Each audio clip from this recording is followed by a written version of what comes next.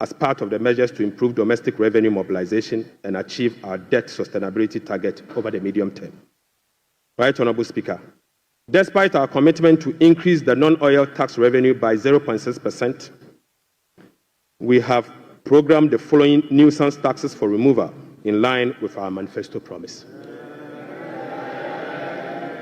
Mr. Speaker, we will abolish the 10% withholding tax on winning from lottery, otherwise known as the betting tax. Mr. Speaker, we will abolish the electronic transfer levy, E-levy, of 1%.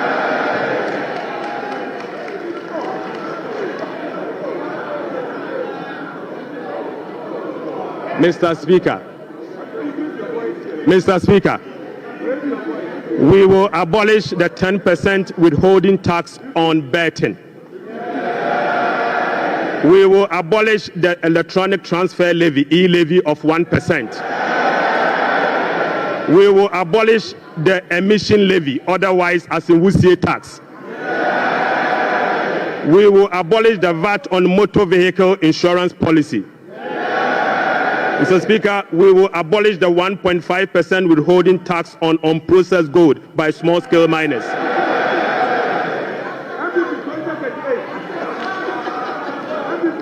Mr. Speaker, the removal of these taxes will ease the burden on households and improve their disposable income.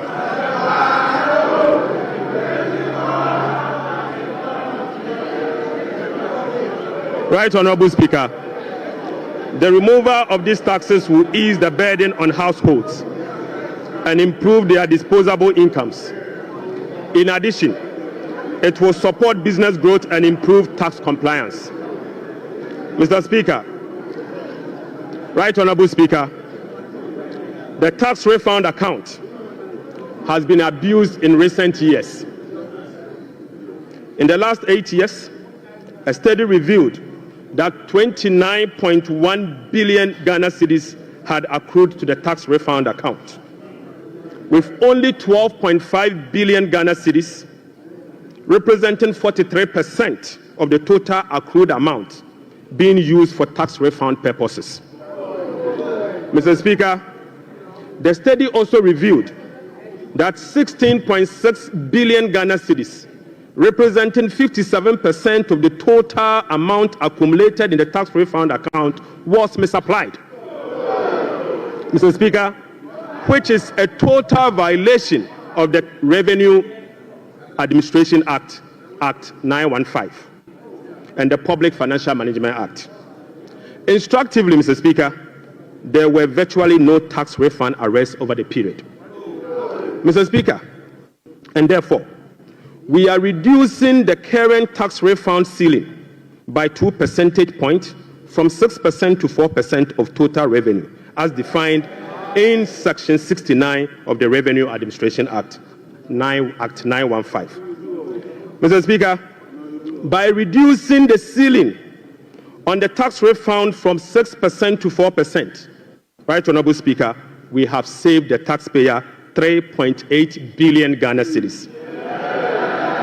Mr. Speaker, this amount is enough to close the revenue shortfalls from the removal of the E-levy and the betting levy.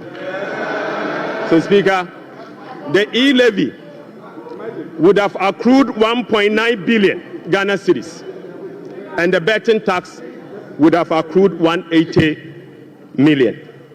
The two put together is just above 2 billion Ghana cedis.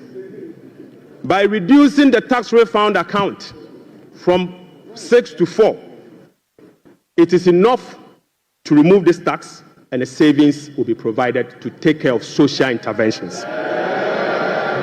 Mr. Speaker, already we have saved 3.8 billion cedis for 2025 alone from one source, and this is enough to close the gap from the taxes we have removed today. Mr. Speaker, to address the concerns from well-meaning Ghanaians on how we are going to close the revenue shortfalls, As a result of the removal of the selected taxes, the answer is that we have stopped the bleeding. We have stopped the bleeding. Mr. Speaker, accordingly, with this budget, we will amend the Revenue Administration Act 2016, Act 915. This measure will improve the tax revenue net of tax refund by 2%, representing 0.3% of GDP. Mr. Speaker, in line with government policy, the 2025 minimum wage recently negotiated with the National Tripartite Committee will be zero rated. This is consistent with our resolve to protect the poor and the vulnerable.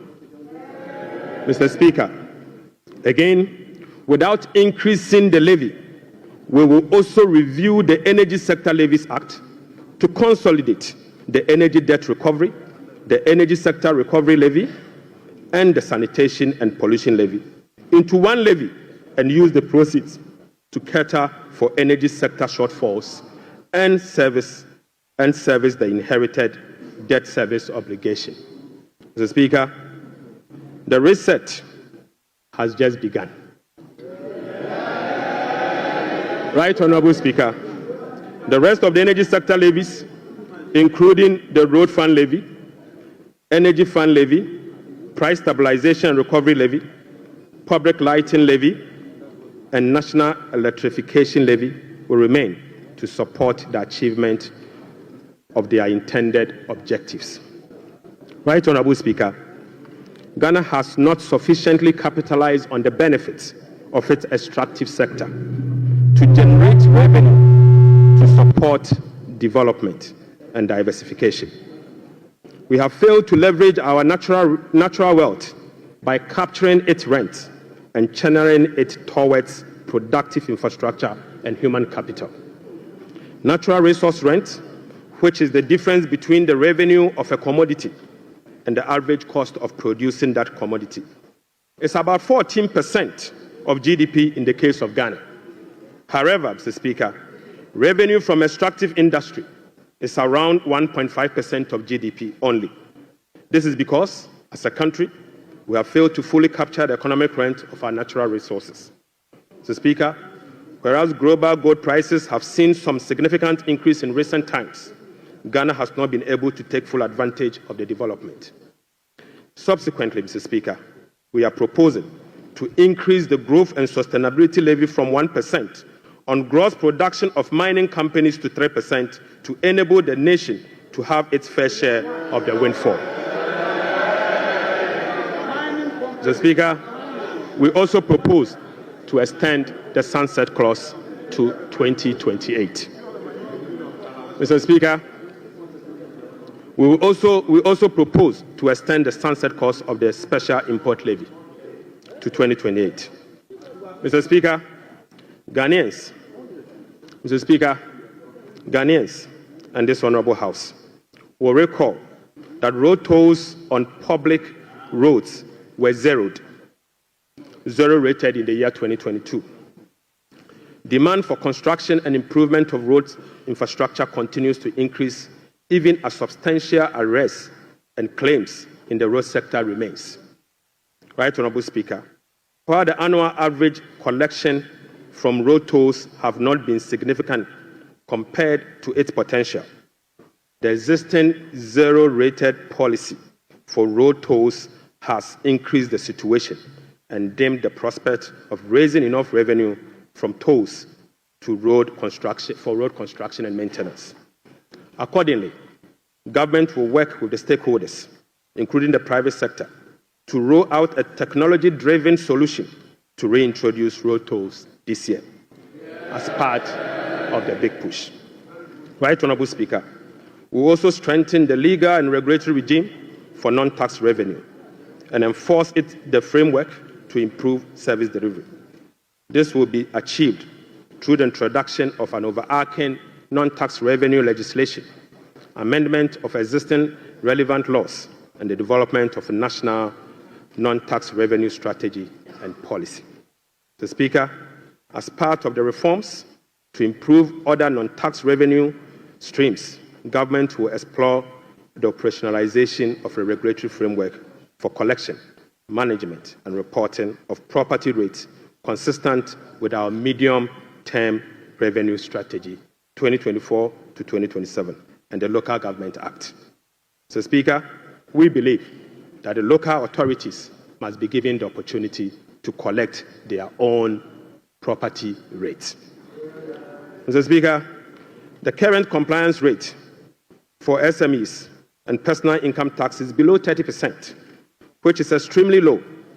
Government will embark on an aggressive and sustained tax education campaign in the next 2 to 3 years to ensure improved compliance and tax revenue mobilization.